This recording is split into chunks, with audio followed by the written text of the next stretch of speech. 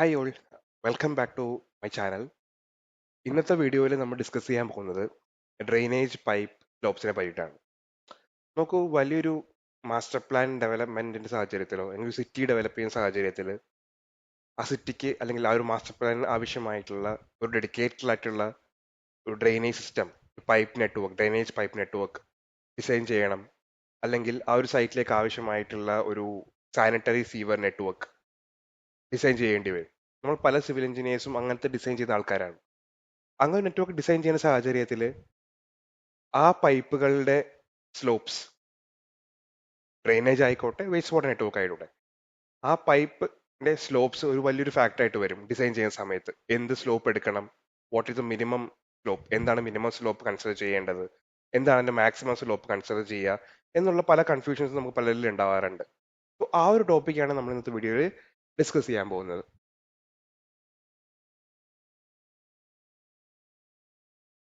So ഇന്നത്തെ വീഡിയോയിൽ ഞാൻ പറയാൻ പോകുന്ന കാര്യങ്ങൾ ഇതൊക്കെയാണ്. ഒരു പ്രോപ്പർ ആയിട്ടുള്ള ഒരു ഡ്രെയിനേജ് സിസ്റ്റം ഡിസൈൻ ചെയ്യുന്ന സാഹചര്യത്തിൽ എന്തായിരിക്കണം അവിടെ കൊടുക്കേണ്ട ഒരു ബെറ്റർ ആയിട്ടുള്ള ഒരു സ്ലോപ്പ്, ഒരു എന്ത് സ്ലോപ്പ് കൊടുത്താലായിരിക്കും ഒരു ബെറ്റർ ഡ്രെയിനേജ് സിസ്റ്റം ആയിരിക്കും ഉണ്ടാവുക. ഒരു നല്ലൊരു സ്ലോപ്പ് കൺസിഡർ ചെയ്യുമ്പോൾ, ഒരു പൈപ്പിന്റെ സ്ലോപ്പ് കൺസിഡർ ചെയ്യുമ്പോഴത്തേക്കും എന്തൊക്കെ ഫാക്ടേഴ്സ് ആണ് നമ്മൾ തിങ്ക് ചെയ്യേണ്ടത്? ഈ ഒരു സ്ലോപ്പ് കൊടുക്കുമ്പോൾ എന്തൊക്കെ ഫാക്ടേഴ്സ് നമ്മൾ തിങ്ക് ചെയ്യണം? ഒരു ജനറൽ എഞ്ചിനീയറിംഗ് പ്രാക്ടീസിൽ എന്തൊക്കെ ആയിരിക്കാം ഒരു റേഞ്ച് ഓഫ് സ്ലോപ്പ് നമുക്ക് കൺസിഡർ ചെയ്യാൻ പറ്റുക നെറ്റ്വർക്കിൽ? പിന്നെ ഒരു പുവർ ഡ്രെയിനേജ് സിസ്റ്റത്തിന് അസോസിയേറ്റഡ് ആയിട്ടുള്ള പ്രോബ്ലംസ്. പക്ഷെ നമ്മൾ നോക്കുമ്പോഴത്തേക്കും ഒരു പുവർ ഡ്രെയിനേജ് സിസ്റ്റം അസോസിയേറ്റ് ആയിട്ടുള്ള പ്രോബ്ലംസ് എന്ന് പറയുമ്പോഴത്തേക്കും അതൊരു വാസ്റ്റ് ടോപ്പിക്കാണ്.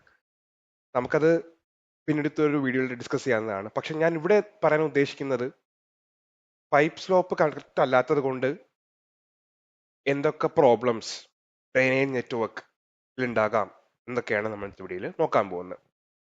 സോ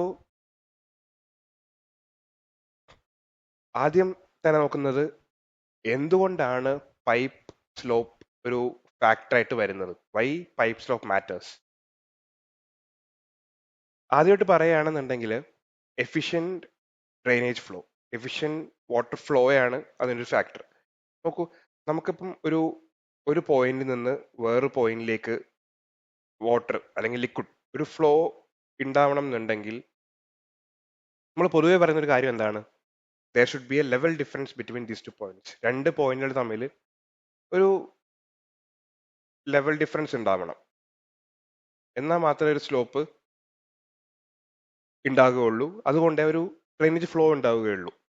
അപ്പൊ നമ്മളോട് പറയുന്നത് രണ്ട് പോയിന്റുകൾ തമ്മിൽ ലെവൽ ഡിഫറൻസ് ഉണ്ടാവണം. ആ ലെവൽ ഡിഫറൻസ് കാരണം ഉണ്ടാവുന്നത് തന്നെയാണ് ഒരു സ്ലോപ്പ് തന്നെയാണല്ലോ.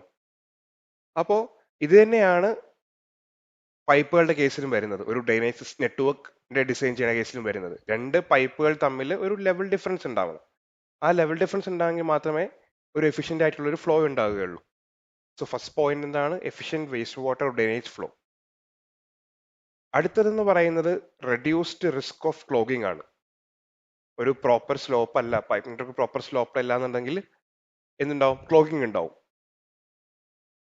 ആ ഒരു ഫാക്ടർ തിങ്ക് ചെയ്യാൻ വേണ്ടിയിട്ടാണ്, ഒഴിവാക്കാൻ വേണ്ടിയിട്ടാണ് പൈപ്പ് സ്ലോപ്പ് പ്രോപ്പർ ആവണമെന്ന് പറയുന്നത്.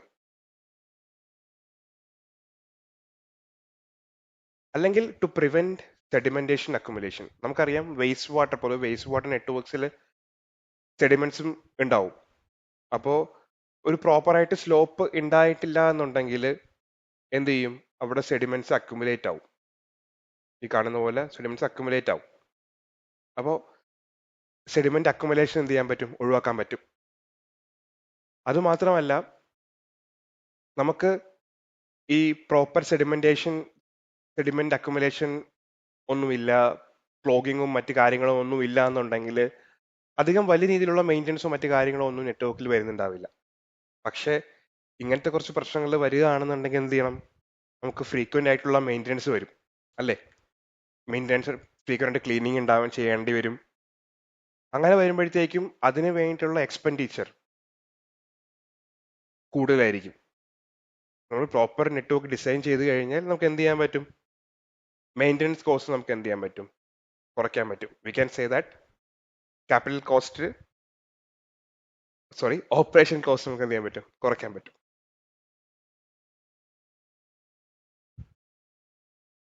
നമുക്ക് അടുത്ത് നോക്കാൻ പോകുന്നത് എന്തൊക്കെ ഫാക്ടേഴ്സ് ആണ് ഈ പൈപ്പ് സ്ലോപ്പിനെ അഫക്ട് ചെയ്യുന്നതെന്നുള്ളതാണ്. സോ ആദ്യം തന്നെ പറയാം, ഏത് ടൈപ്പ് ഓഫ് നെറ്റ്വർക്ക് ആണ് നമ്മൾ ഡിസൈൻ ചെയ്യാൻ പോകുന്നത്. അതൊരു സ്റ്റോം ഡ്രെയിനേജ് സിസ്റ്റം ആണോ, അല്ലെങ്കിൽ ഒരു സാനിറ്ററി സിസ്റ്റം ആണോ?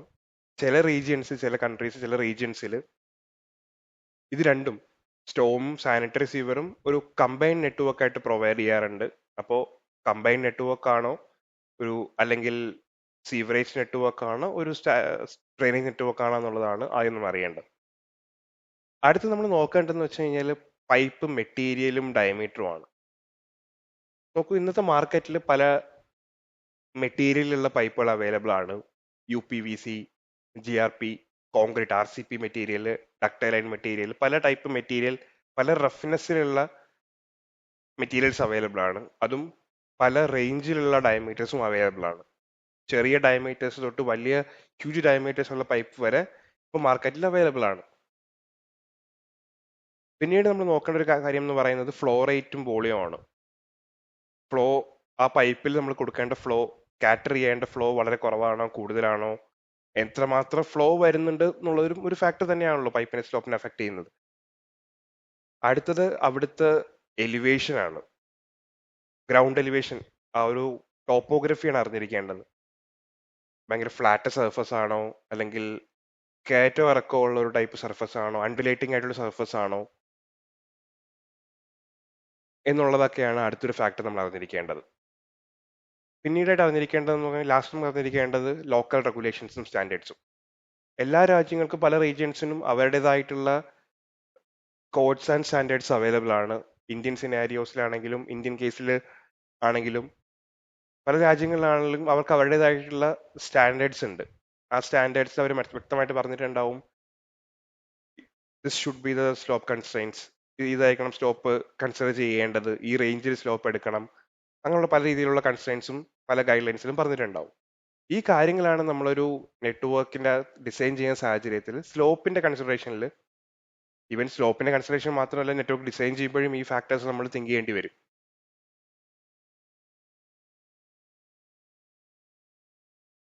അടുത്തായിട്ട് നമ്മൾ നോക്കാൻ പോകുന്നത് വളരെ ഫ്ലാറ്റർ ആയിട്ട് അല്ലെങ്കിൽ സീറോ സ്ലോപ്പ് വന്നാൽ what will be the problem എന്നുള്ളതാണ്. എന്താണ് അതിനുള്ള പ്രശ്നം നോക്കാം. നോക്കൂ, ഈ ഇമേജിൽ കാണിക്കുന്ന പോലെ ഒരു പൈപ്പ് നെറ്റ്വർക്ക്, ഡ്രെയിനേജ് ആയിക്കോട്ടെ, സീവർ ആയിക്കോട്ടെ, ഭയങ്കര ഫ്ലാറ്റർ സ്ലോപ്പിൽ, സീറോ സ്ലോപ്പിലാണ് ഡിസൈൻ ചെയ്തേക്കുന്നത്. അങ്ങനെ വരുമ്പോഴത്തേക്കും വാട്ടർ എന്താവില്ല, ഫ്ലോ ഉണ്ടാവില്ല, സെഡിമെന്റ്സ് അക്യുമുലേറ്റ് ആകും. അത് മാത്രമല്ല, വാട്ടറിന്റെ ഫ്ലോ ഉണ്ടാവില്ല. So no slope means no drainage. അങ്ങനത്തെ കേസിൽ താഴെ പറയുന്നതാണ് അത് കാരണമുണ്ടാകുന്ന റീസൺസ്, പ്രോബ്ലംസ്. ഫസ്റ്റ് ഞാൻ അത് പറഞ്ഞു, എന്താണ്, സ്ലോപ്പ് ഇല്ലെന്നുണ്ടെങ്കിൽ എന്ത് ഉണ്ടാവില്ല, ഡ്രെയിനേജ് ഉണ്ടാവില്ല, വാട്ടർ എന്ത് ചെയ്യില്ല, ഫ്രീലി മൂവ് ചെയ്യില്ല, ക്ലോഗിങ് ഉണ്ടാവും, ഓവർഫ്ലോസ് ഉണ്ടാവും, നെറ്റ്വർക്സിൽ ഓവർഫ്ലോസ് ഉണ്ടാവും. പിന്നെന്ത് ചെയ്യും, നേരത്തെ പറഞ്ഞ പോലെ തന്നെ അക്യുമുലേഷൻ, സെഡിമെന്റ്സ് എന്ത് ചെയ്യും, അക്യുമുലേറ്റഡ് ആവും. ഫ്ലോ ഇല്ലാത്ത സാഹചര്യത്തിൽ സെഡിമെന്റ്സ് അവിടെ തന്നെ അക്യുമുലേറ്റ്, നെറ്റ്വർക്കിൽ തന്നെ, പൈപ്പിൽ തന്നെ അക്യുമുലേറ്റ് ആവും.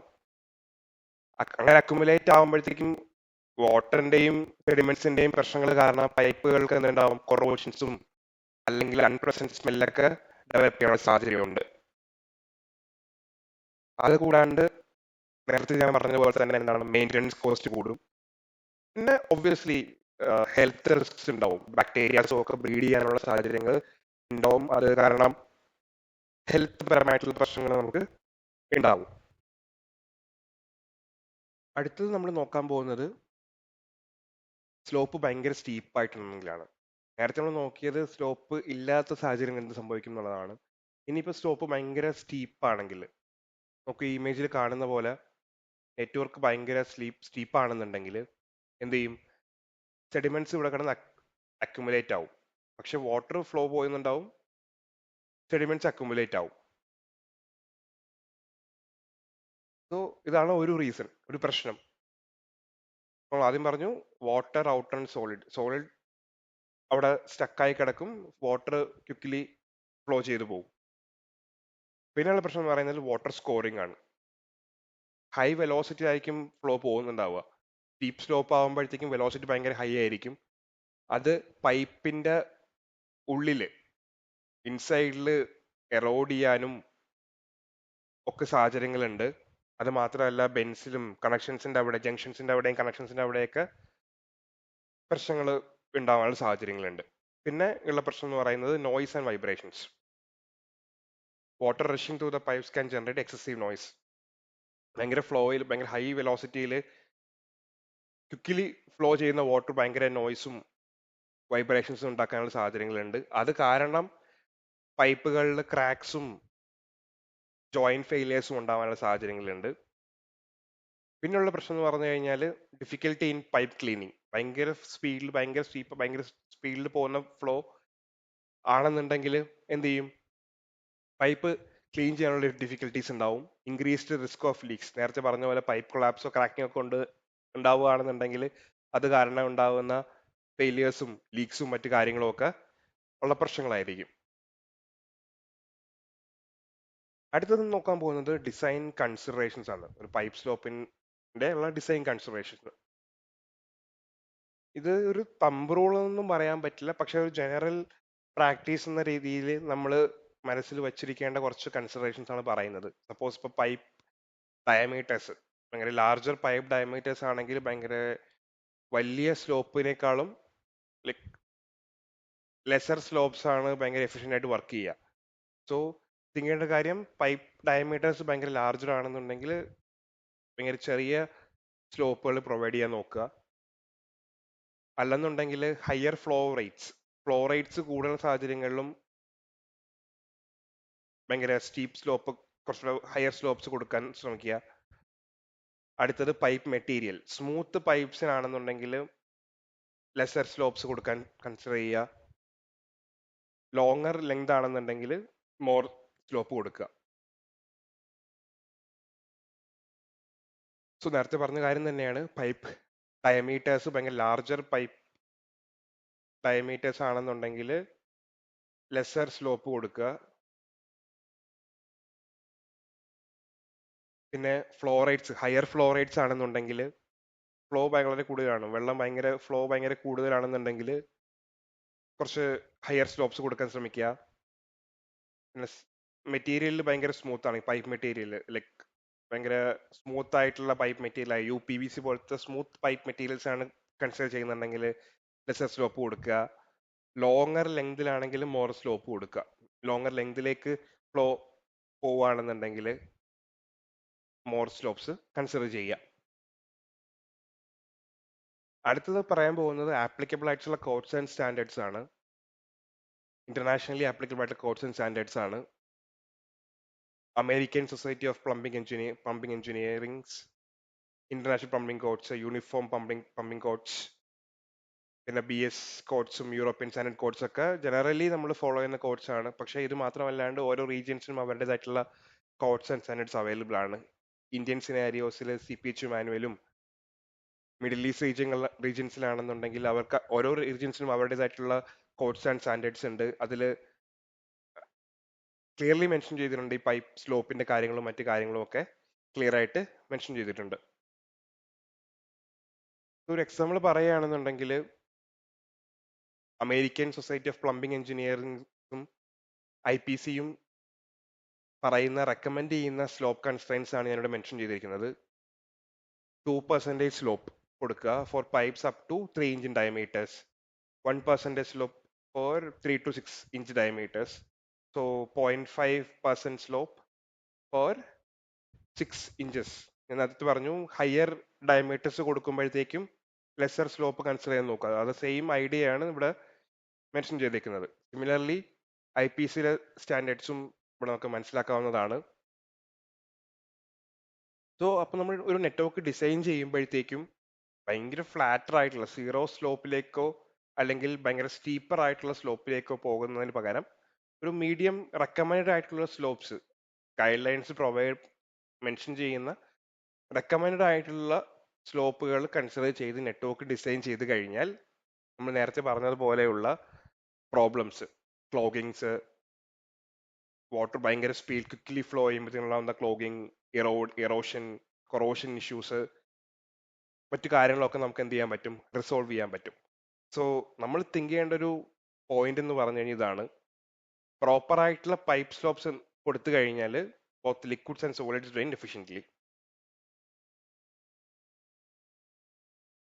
ഇനി ഞാൻ കാര്യം പറയുന്നത് പൈപ്പ് സ്ലോപ്പുകൾ ഡിപ്പെൻഡ് ചെയ്തിട്ടുള്ള കാര്യമല്ല, പക്ഷേ ഇപ്പോഴത്തെ സിറ്റുവേഷൻസിൽ നമുക്ക് കാണാം മിക്കുള്ള സ്ഥലങ്ങളിലും ചെറിയൊരു മഴ പെയ്തു കഴിഞ്ഞാൽ തന്നെ ഭയങ്കര രീതിയിൽ ഫ്ലഡിങ് ഒക്കെ വരാറുണ്ട്. സോ നമ്മൾ തിങ്ക് ചെയ്യേണ്ട കുറച്ച് കാര്യങ്ങൾ ഒരു മഴ വരുമ്പോഴത്തേക്കും, അല്ലെങ്കിൽ ഒരു നെറ്റ്വർക്ക് ഡ്രെയിനേജ് നെറ്റ്വർക്സിന്റെ പെർസ്പെക്റ്റീവിൽ നമ്മൾ തിങ്ക് ചെയ്യേണ്ട കുറച്ച് കാര്യങ്ങൾ നേരത്തെ പറഞ്ഞു പോവുകയാണ്. എന്ത് ചെയ്യുക, റോഡ് സൈഡിലുള്ള ഗട്ടേഴ്സും ഗ്രേറ്റ്സും ഒക്കെ പ്രോപ്പറായിട്ട് എന്ത് ചെയ്യുക, ക്ലീൻ ചെയ്യുക. മഡും ലീവ്സും ഒക്കെ ഉണ്ടെങ്കിൽ അത് പ്രോപ്പറായിട്ട് മെയിൻ്റെനൻസ് ചെയ്യുക, റിമൂവ് ചെയ്യുക. പിന്നെ എന്തെങ്കിലുമൊക്കെ ഇഷ്യൂ, ഡിസ്ചാർജ് എൻഡുകൾ പ്രോപ്പറായിട്ട് ചെക്ക് ചെയ്യുക. പൈപ്പിൽ എന്തെങ്കിലും ക്ലോഗിങ്സ് ഉണ്ടോ, എന്തെങ്കിലും പ്രശ്നങ്ങളുണ്ടോ എന്നുള്ളതൊക്കെ പ്രോപ്പറായിട്ട് ചെക്ക് ചെയ്യുക. കണ്ടിന്യൂസ്ലി ഫ്രീക്വൻ്റ് ആയിട്ട് എന്ത് ചെയ്യുക, നെറ്റ്വർക്ക്സ് ഒന്ന് മോണിറ്റർ ചെയ്യുക. മഴ വരുന്നതിന് മുന്നേ ഒക്കെ ഒന്ന് മോണിറ്റർ ചെയ്യുക, എങ്ങനെയാണ് അതിൻ്റെ സിറ്റുവേഷൻസും കാര്യങ്ങളും, ക്ലോഗിങ് ഉണ്ടോ, എന്തെങ്കിലുമൊക്കെ പ്രശ്നങ്ങളുണ്ടോ എന്നൊക്കെ ഉള്ളത് പ്രോപ്പറായിട്ട് ചെക്ക് ചെയ്യുക. അങ്ങനെയൊക്കെ ചെയ്ത് കഴിഞ്ഞാൽ തന്നെ നമുക്ക് പ്രോപ്പറായിട്ട് മെയിൻ്റെനൻസ് ചെയ്താൽ തന്നെ നമുക്ക് കുറേ രീതിയിലുള്ള ഫ്ലഡിങ്സ് ഒക്കെ സിറ്റുവേഷൻസ് നമുക്ക് ഒഴിവാക്കാൻ പറ്റാവുന്നതാണ്.